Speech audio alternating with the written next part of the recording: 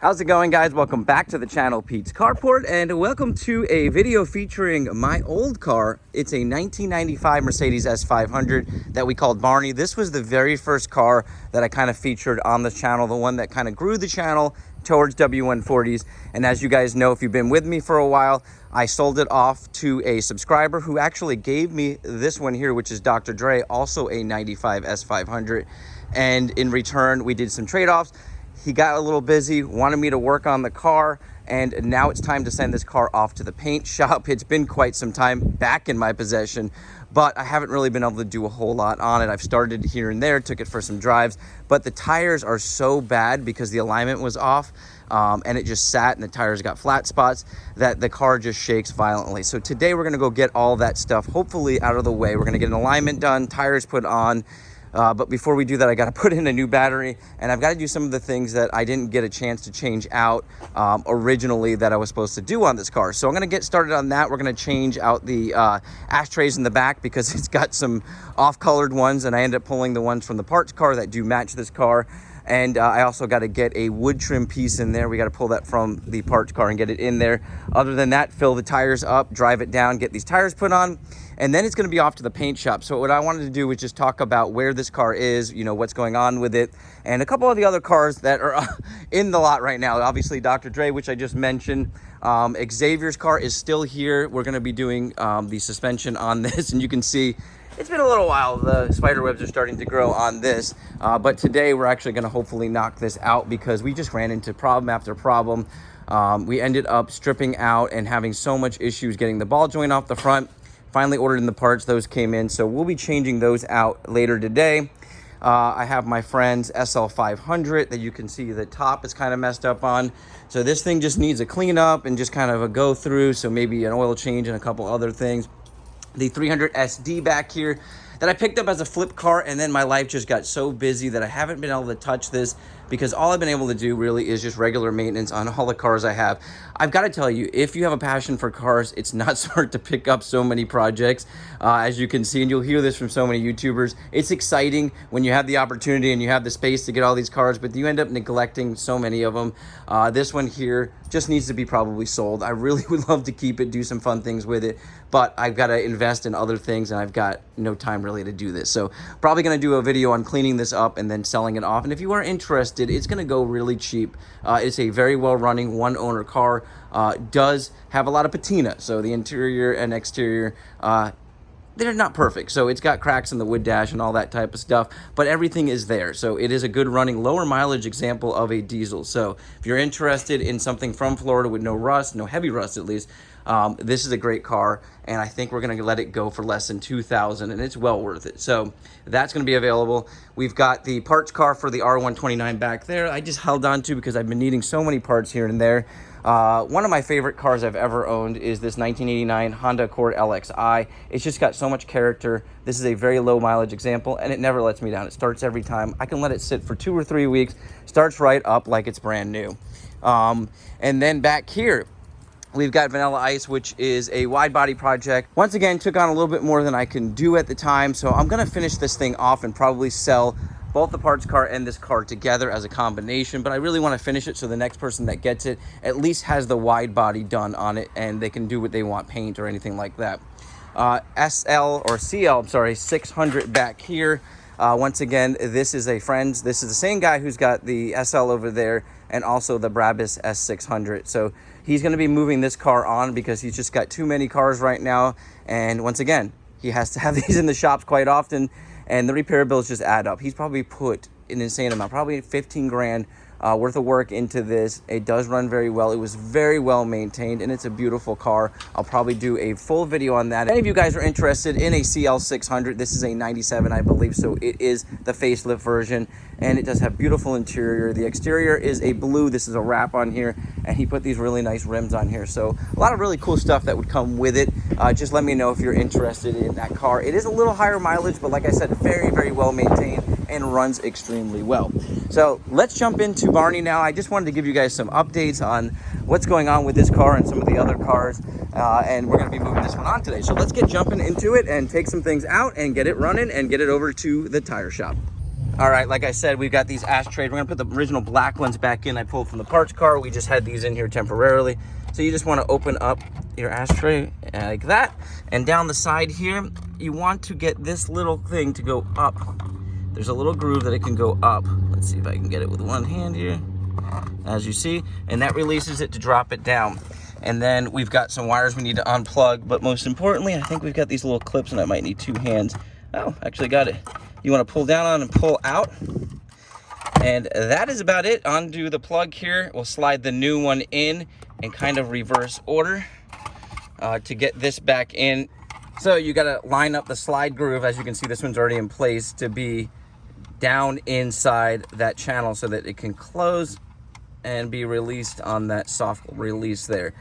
All right, as you can see on this side, I went ahead and mounted our cable harness like that. That's how it's supposed to be. And you can have this in place. So when you slide it back in, you don't have to have this down when you go back in because we're not releasing anything. So I can go ahead, see if I can get this one hand. There we go. And it's in place.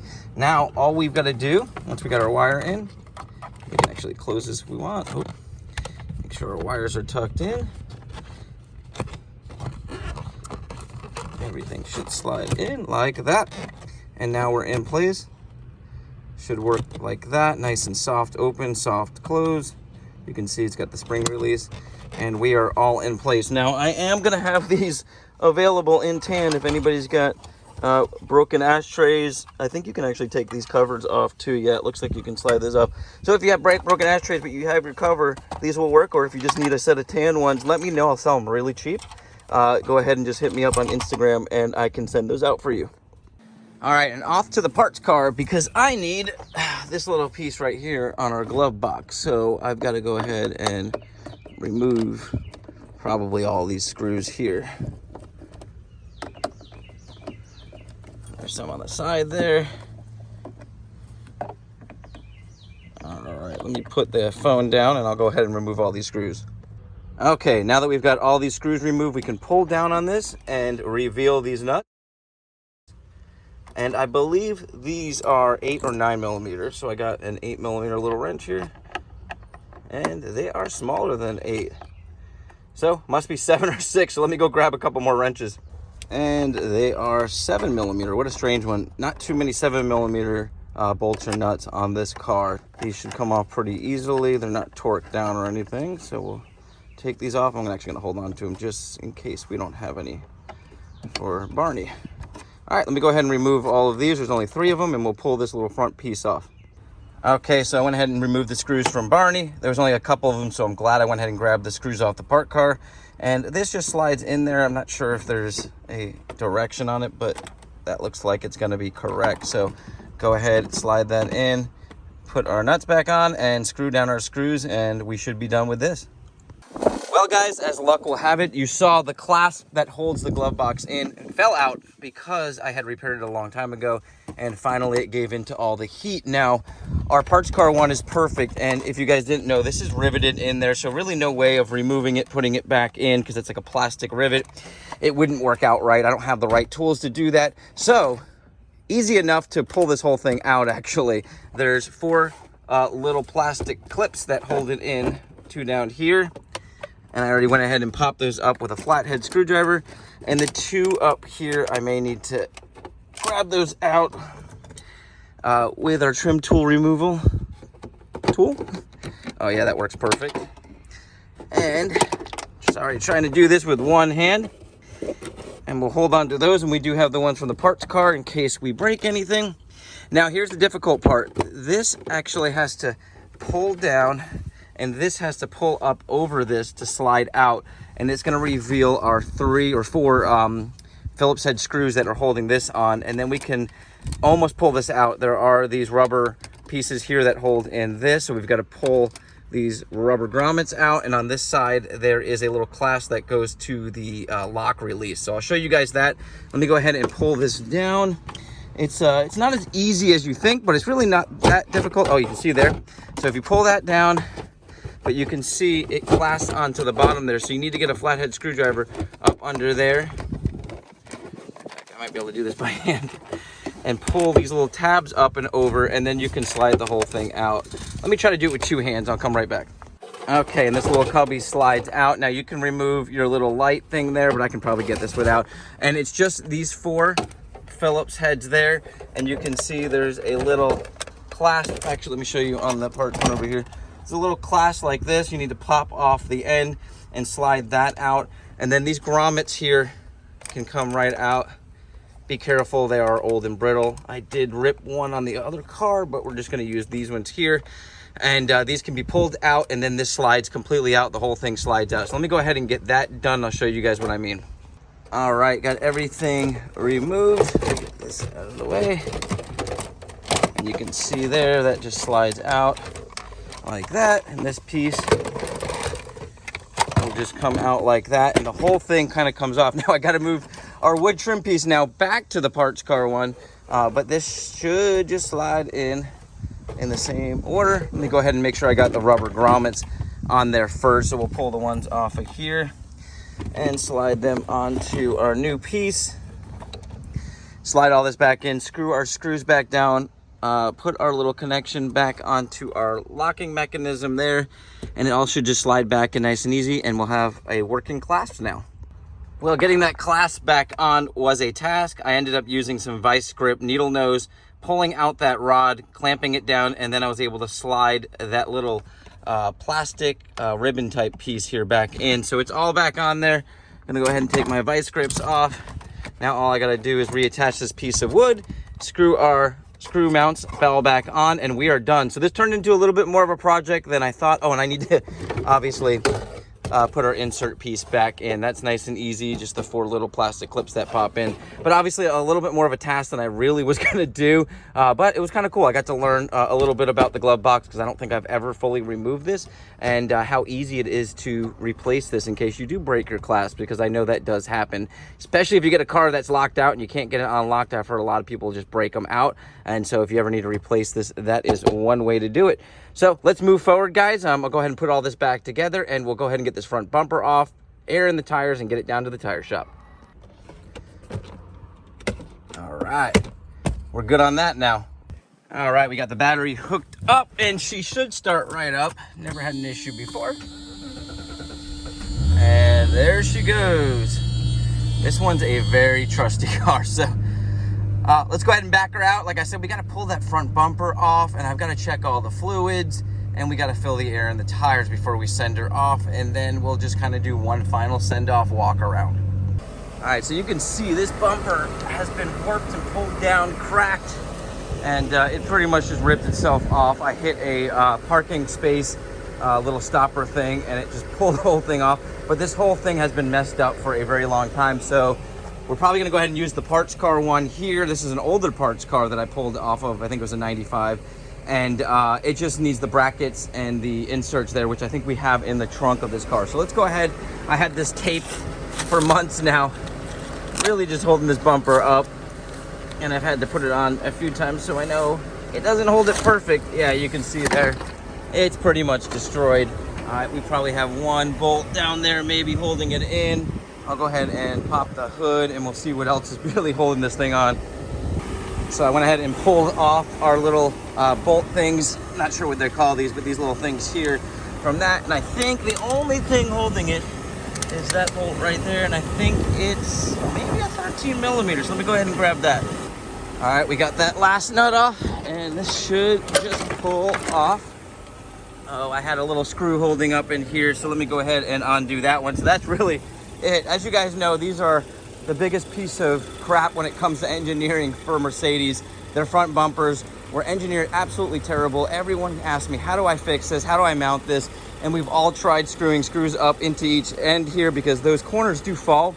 And I've really never came up with a perfect solution, but I have had some videos where we reinforce it, and on Dr. Dre, it has been working. I went ahead and installed, I think they're L brackets up in here with clips, so I can screw those in, so a little bit more reinforced. And then we reinforce the front, but from the factory, these are terrible.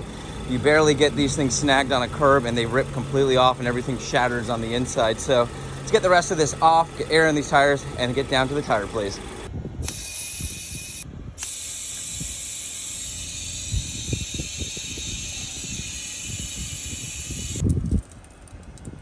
To give you a reality of how bad these tires are, now these tires only have about 9,000, maybe 10,000 max miles on them. And there's literally no tread on the outside here and really not that much tread on the inside. They are already starting to dry rot. And it's all because the alignment is just so off on this car. And I've had it aligned so many times. This time I'm hoping they get it right, but I don't trust Firestone ever aligning these cars. You know, I did it because I got the lifetime alignment and I was doing so much front end suspension when I did that I figured I just use and abuse that lifetime alignment and then eventually go and get a fine tune alignment. But this thing's been so off that it destroyed these $1,200 tires, and now we got to put some new ones on there. So let's get down to that tire shop and get them put on. Well, guys, I got to say I could not be happier with Firestone this round. Not only do they pick out amazing tires, ones I've had before, these Firestone Firehawks, they look amazing, they feel great on the road, and they are very quiet. And just to drive over here, it was about 3 miles. They felt great. Very, very little vibration, if any, and the alignment is perfect. Now, I know there's probably some suspension parts that still need to be swapped up front. I've done quite a few. I've done upper, lower controller arms.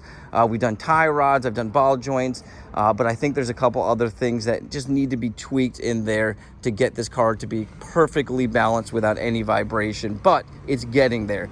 The alignment is spot on. And let me tell you, I've had this car to so many shops, and every time the alignment is not perfect. It's slightly off. I bring it back and I end up with the same thing over and over again. And I kind of was dealing with the same thing with Firestone. And I know you're going to say, don't go to Firestone, don't go to Tire Kingdom. Those places don't know what they're doing. And I agree. But even the local independent shops that told me they know how to align these cars, when I'd get it back, I just wouldn't be happy with it. It would be slightly off. Steering wheel would be slightly crooked. I'd go back and they'd fix that, and then it would be pulling some a little bit to the other side, and they would say, oh, no, that's the road. But I know the roads around me, and I drive all of my cars on the same roads, and for some reason, this W140 specifically has never been better. So I'm very happy that they took their time with this. The manager gave me priority, and like I said, they had me in and out in just a few hours, got the tires the same day, got the alignment the same day, and it just feels so much better. So moving on, now I can get this back to the current owner. He can get it to the paint shop, and I'm gonna feel very happy